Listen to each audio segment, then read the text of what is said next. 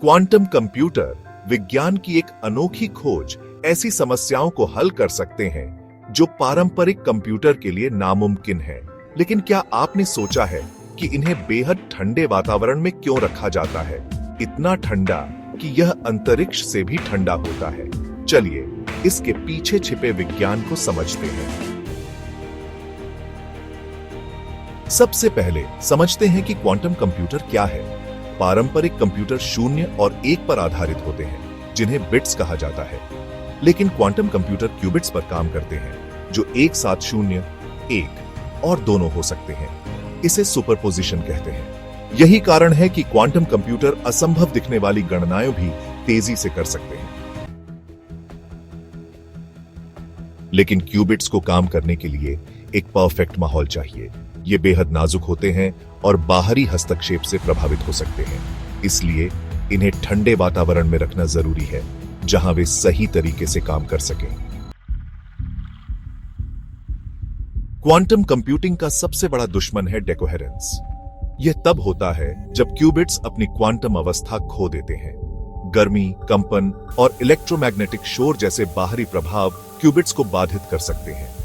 इससे गणनाओं में गलती होने लगती है। क्वांटम कंप्यूटर में क्यूबिट्स बनाने के लिए सुपरकंडक्टिंग सर्किट्स का उपयोग होता है। सुपरकंडक्टिंग सामग्री जैसे नियोबियम और एल्यूमिनियम केवल अत्यधिक ठंडे तापमान पर ही विद्युत को बिना किसी रुकावट के प्रवाहित करती है। यह तापमान लगभग -273 डिग्री सेल्सियस यानी लगभग 0 के बराबर होता है। क्वांटम कंप्यूटर को इतने ठंडे तापमान तक ठंडा रखने के लिए डिल्यूशन रेफ्रिजरेटर का उपयोग होता है। ये सिस्टम लिक्विड हीलियम का इस्तेमाल करते हैं, जो कंप्यूटर के चारों ओर तापमान को केवल कुछ मिली केल्विन्स तक कम कर देता है।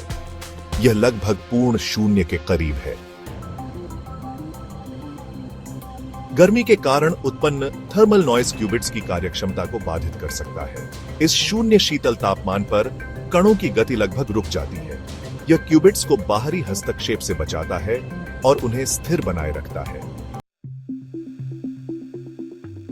भले ही वर्तमान में क्वांटम कंप्यूटरों को अत्यधिक ठंडक की जरूरत है, लेकिन वैज्ञानिक ऐसी तकनीकों पर काम कर रहे हैं जो इस ठंडक की आवश्यकता को कम कर सकती है, जैसे टोपोलॉजिकल क्यूबिट्स या नई सामग्रियां।